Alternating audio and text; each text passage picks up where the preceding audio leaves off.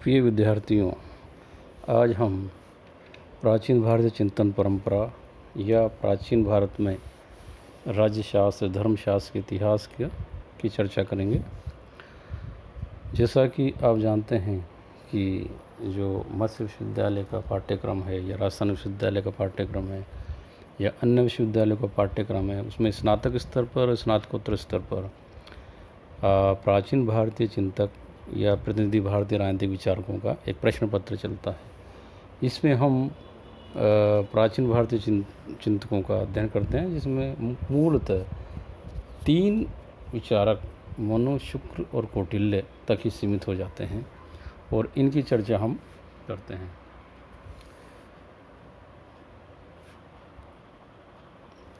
इसके अतिरिक्त ये बताना चाहूँगा कि प्राचीन भारतीय चिंतन जो हमारी भारतीय साहित्य की समृद्ध परंपरा है, भारतीय चिंतन की समृद्ध परंपरा है, उसमें केवल ये 3 विचारक ही नहीं रहे हैं, बल्कि अनेक विचारक रहे हैं। भारत का जो राजनीतिक इतिहास है या धर्मशास्त्र का इतिहास है या राज्यशास्त्र का इतिहास है या नीति शास्त्र का इतिहास है, बहुत समृद्ध रहा है, बहुत विशाल रहा है। ये अलग बात है कि समय समय पर अनेक भारतीय साहित्य या तो लुप्त हो गए या नष्ट हो गए, जिसके कारण बहुत सारी प्रमाणिक प्रतियाँ, प्रमाणिक पांडुलिपियाँ हमें नहीं प्राप्त होती है। ये वीडियो बनाए जाने का एक प्रमुख उद्देश्य ये भी है कि अक्सर जो विद्यार्थी है, चाहे भी ये प्रथम वर्ष का हो या MA प्रीवियस का हो, स्पेशली मैं राजनीति विज्ञान के संदर्भ में बात कर रहा हूँ, तो वो भारतीय विचारकों को कम और अपेक्षाकृत पाश्चात्य विचारकों को अधिक जानता है। विद्यार्थी जो है पश्चिमी विचारकों, जिसमें प्लेटो, सुकरात, अरस्तु, Machiavelli, Hobbes, Locke, Rousseau, Macpherson, John Ross इत्यादि इन विचारकों को बहुत भली भांति जानता है। किंतु भारतीय जो विचारकों की बात आती है और मनु, शुक्र, कौटिल्य के अलावा यदि उनसे पूछा जाए कि भारतीय चिंतन परंपरा में प्राचीन राजनीतिक विचारकों के बारे में आप क्या जानते हैं, तो विद्यार्थी निरुत्तर सा हो जाता है। उसके पास कोई जवाब नहीं रहता है या फिर उसने कहीं पढ़ा नहीं है। ये इस प्रकार की जो कमी है या खामी है, वो विद्यार्थी की नहीं है। ये भारत में या राजस्थान में जो पाठ्यक्रम जिन्होंने भी बनाया है, उस पाठ्यक्रम की भी एक बहुत बड़ी कमी रही है। क्योंकि स्कूल स्तर पर, विद्यालय स्तर पर या फिर महाविद्यालय स्तर पर जो पाठ्यक्रम बनाए गए हैं, उनमें प्राचीन भारतीय चिंतकों का कहीं भी जिक्र नहीं किया है। यदि पहले से ही हम विद्यालय के पाठ्यक्रम में ही यदि हम ये चीज़ जोड़ते हैं, यानी कि मनु, शुक्र, कौटिल्य, बृहस्पति, बहुत सारे विचारक हुए हैं, उन सभी को यदि हम विद्यालय के स्तर पर या कॉलेज के स्तर पर पाठ्यक्रम पर शुरू से ही जोड़ते, तो विद्यार्थी उनके बारे में जान सकता था। किंतु इस पाठ्यक्रम की कमी के कारण भी भारत में आज जो भारतीय विद्यार्थी है, स्टूडेंट है, चाहे वो राज्य स्तर का हो या फिर वो भारतीय स्तर या राष्ट्रीय स्तर का हो, उसका रुझान पश्चिमी चिंतन पर अधिक है और भारतीय चिंतन पर अपेक्षाकृत कम है। इसकी कमी पाठ्यक्रम की भी हो सकती है और प्राचीन भारतीय या फिर आधुनिक भारत के जो बुद्धिजीवी हैं, उनकी बहुत बड़ी कमी है कि उन्होंने साहित्य उपलब्ध नहीं करवाया या उसको पाठ्यक्रम में इंट्रोड्यूस नहीं किया। इसी चीज़ को लेते हुए आज ये व्याख्यान तैयार किया गया है। इस व्याख्यान का उद्देश्य यही है कि विद्यार्थी पाठ्यक्रम में केवल मनु, शुक्र, कौटिल्य तक सीमित ना हो जाए या उन्हीं को रटकर भारत का जो भारतीय चिंतन का जो इतिहास है उसको समाप्त ना समझ ले। इससे पूर्व भी बहुत से विचारक हुए हैं भारत में, जिसके बारे में जानना आवश्यक है। ये माना जाता है कि भारतीय चिंतन परंपरा का जो विकास है वो वैदिक काल से ही हो गया था। वैदिक काल में ऋग्वेद में मूलतः ये माना जाता है कि राजनीति शास्त्र का या राजनीति शब्द का या राजनीति के अभिप्राय को हम वैदिक काल के श्लोकों में या ग्रंथों में ढूंढ सकते हैं। ये अलग बात है कि प्राचीन भारत के जितने भी साहित्य हुए हैं या जितने भी ग्रंथ हुए हैं, वो ग्रंथ विशेष तौर से उस रूप से नहीं लिखे हुए हैं जिस रूप में पाश्चात्य विचारकों ने लिखे हैं। यानी कि प्राचीन भारत में जो पांडुलिपियाँ पाई जाती या ग्रंथ पाए जाते हैं, वो मूलतः धर्म और नीति शास्त्र से ज़्यादा प्रभावित रहते हैं, या उनमें धर्म और नीति शास्त्र की बातें ज़्यादा हैं। क्योंकि प्राचीन भारत में जो राजा हुआ करता था या जो राजा थे वो धर्मपरायण थे, और उनका मूल उद्देश्य अपने राज्य में धर्म की स्थापना करना, नैतिकता की स्थापना करना या न्याय की स्थापना करना था। कि जब राजा और प्रजा दोनों ही धर्मपरायण होगी तो ऐसे में पृथक से राजनीति शास्त्र का अध्ययन करने की या राजनीति शास्त्र पर पृथक से ग्रंथ लिखने की आवश्यकता महसूस नहीं की। इसलिए प्राचीन भारतीय चिंतन में जब विद्यार्थी अध्ययन करने के उद्यत होता है या प्राचीन भारतीय चिंतन के स्रोतों को खंगालने की कोशिश करता है, तो वो उसमें दर्शन, धर्म और नीति शास्त्र अधिक पाता है बजाय राजनीति शास्त्र के।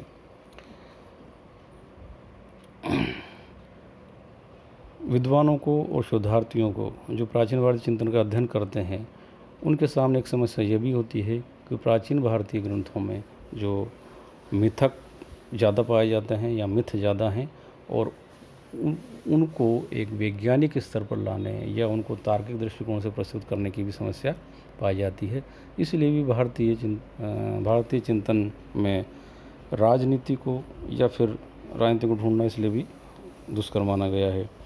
मूल रूप से जब हम प्राचीन भारतीय चिंतन में राजनीति ढूंढने का प्रयास करते हैं, राजनीति विज्ञान या राज्यशास्त्र ढूंढने का प्रयास करते हैं, तो हम पाते हैं कि मूल रूप से प्राचीन भारत में भी इस प्रकार की राजनीति शास्त्र की विचारधाराएं प्रचलित थी। राज्यशास्त्र का उदय जो माना जाता है प्राचीन काल में, वो वैदिक युग के बाद और गौतम बुद्ध से पहले माना जाता है। जैसे कि रामचरण शर्मा जी ने भी ये लिखा है, अल्तेकर, श्यामलाल पांडे आदि की पुस्तकों में भी ये लिखी है कि मूल रूप से भारत में जो सबसे बड़ा ग्रंथ है जिसकी तुलना पाणिनि की व्याकरण से या मैग्नेस्थीज की इंडिका से या मैकियावेली की प्रिंस से करते हैं, तो वो कौटिल्य का अर्थशास्त्र माना जाता है। किंतु नाम से ये जान पड़ता है कि कौटिल्य ने अर्थशास्त्र लिखा है, तो उसमें राजनीति विज्ञान है कि नहीं। मूल रूप से वो राजनीति विज्ञान का ही ग्रंथ है जिसका नाम अर्थशास्त्र दिया गया है। इसके लिए प्राचीन भारतीय चिंतन की उन विचारधाराओं को देखना पड़ेगा।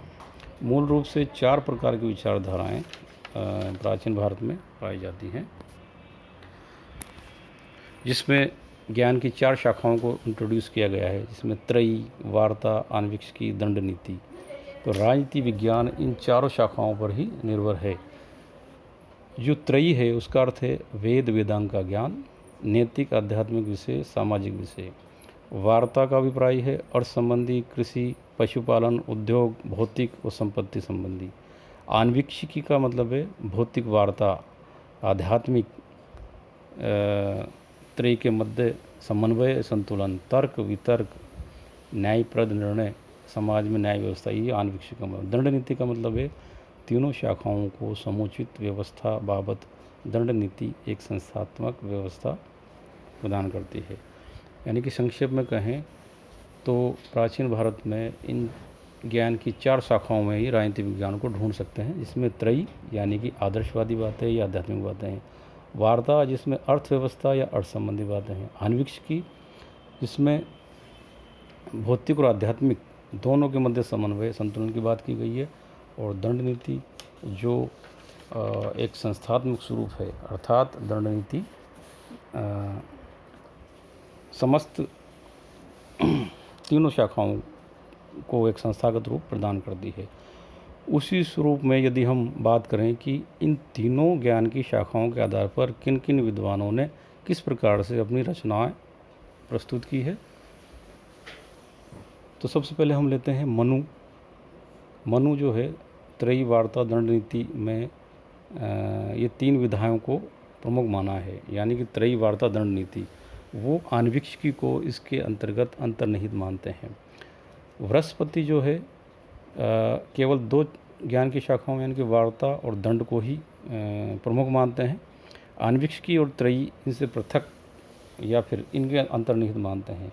उष्णा या उष्णस के नाम से भी विख्यात है ये विचारक, जिनका दूसरा नाम आप शुक्र के नाम से जानते हो। उष्णा मतलब शुक्र। ये केवल दंड नीति मात्र को ही विधा मानते हैं। संपूर्ण विधाओं का आरंभ दंड नीति पर ही अवलंबित है, इनका यह मानना है। तो इस प्रकार से जो मनु है वो धर्मशास्त्र के आदि प्रणेता हुए, और बृहस्पति अर्थशास्त्र के आदि प्रणेता हुए, और उष्णा जो है वो दंड प्रधान राजशास्त्र के प्रवर्तक माने जाते हैं।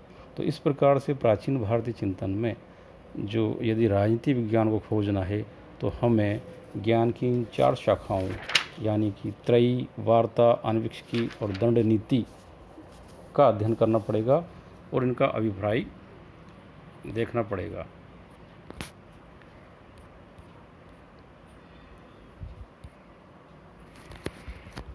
इसके बाद हम देखते हैं कि प्राचीन भारतीय चिंतन में जो वैदिक काल और उत्तर वैदिक काल के बाद सूत्र काल आता है, तो वैदिक काल में, उत्तर वैदिक काल में भी हम उनके ग्रंथों में राजनीति को ढूंढ सकते हैं। सूत्र काल में अनेक धर्म ग्रंथों या यूँ कहें कि अनेक ग्रंथों की रचना हुई। इसमें गौतम धर्म सूत्र, आप स्तंभ धर्म सूत्र, बौधायन धर्म सूत्र, गोभिल धर्म सूत्र। किंतु इन धर्म सूत्रों में राजशास्त्र की सामग्री कम थी और अस्पष्ट भी थी, किंतु ये ग्रंथ के रूप में अवश्य मिले, धर्मसूत्र ये कहे जाते हैं। उसके बाद प्राक मौर्य काल आता है, यानी कि मौर्य काल से पूर्व की अवस्था। ये माना जाता है कि इस काल में मनु की मानव धर्मशास्त्र, जिसे आप मनुस्मृति या मनुसंहिता भी कहते हैं, वाल्मीकि जी की जो रामायण है वो भी अस्तित्व में आई थी, और महर्षि व्यास की महाभारत। तो ये प्राचीन काल में मनु, वाल्मीकि, व्यास एक प्रमुख चिंतक के रूप में उभरे थे, जिनको आप पॉलिटिकल थिंकर कह सकते हैं, और इनका राजनीतिक चिंतक के रूप में हम अध्ययन भी करते हैं। इसके अलावा अनेक विद्वान प्राचीन भारतीय चिंतन में, यानी कि जिसको आप पॉलिटिकल थिंकर कह सकते हो, वो विद्यमान है। आरंभिक काल में हम कह सकते हैं कि ब्रह्मा, उमापति शिव, इंद्र, बृहस्पति और शुक्राचार्य ये भारत के आरंभिक राजनीतिक शास्त्री कहे जा सकते हैं। ये माना जाता है कि आरंभ में जब व्यक्ति स्नेहपूर्वक या शांतिपूर्वक रह रहा था, धीरे धीरे उनमें किसी कारणवश या किसी प्रकार से जब उनमें वैमनस्य पैदा हुआ और मत्स्य न्याय जैसा प्रचलित हो गया, एक शक्तिशाली व्यक्ति निर्बल व्यक्ति को सताने लगा, तो ऐसे में राज व्यवस्था या शासन व्यवस्था या सामाजिक व्यवस्था को बनाए रखने के लिए, शांति बनाए रखने के लिए ब्रह्मा ने 1,00,000 श्लोकों का एक ग्रंथ जो है वो लिखा। वो ग्रंथ उन्होंने मनु को प्रदान किया। तो उसकी एक कड़ी मानी जाती है कि ब्रह्मा ने उमापति शिव को, उमापति शिव ने इंद्र को, इंद्र ने बृहस्पति को, बृहस्पति ने शुक्राचार्य को।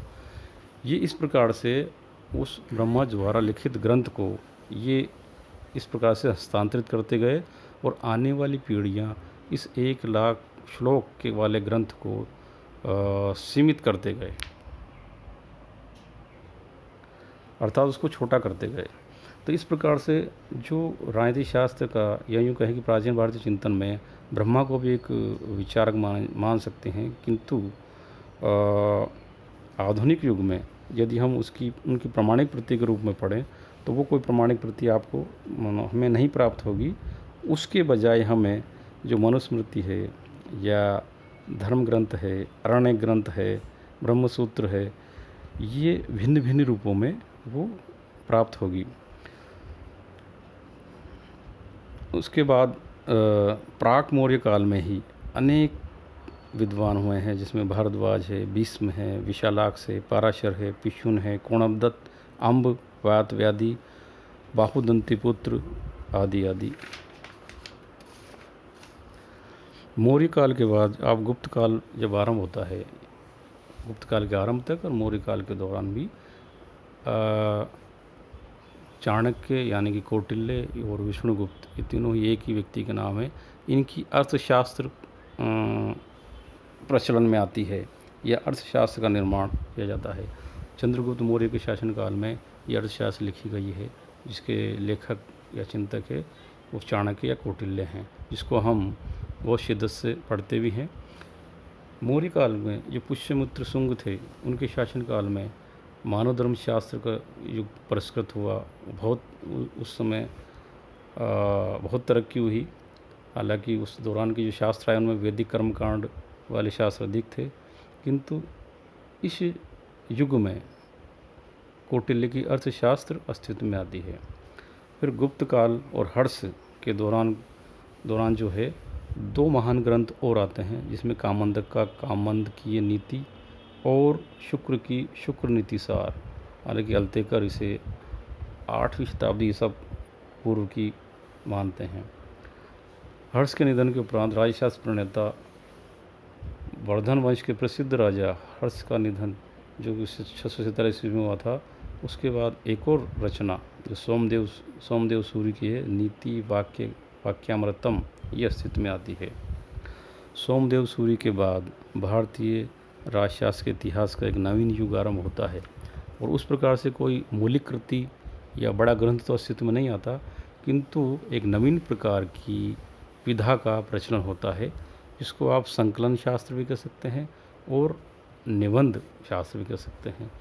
तो सोमदेव सूर्य के उपरांत राजनीतिक निबंधकारों ने अनेक निबंध इस राजनीति विज्ञान पर या राजनीतिक शास्त्र पर लिखे।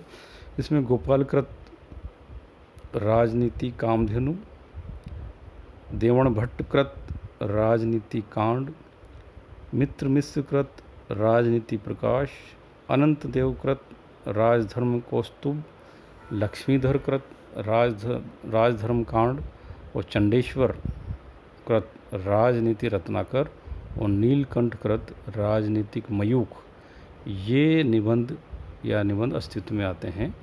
और इनसे भी प्राचीन भारतीय चिंतन, यानी कि प्राचीन भारत में राजनीतिक शास्त्र किस प्रकार का था, उसका हम अनुमान लगा सकते हैं।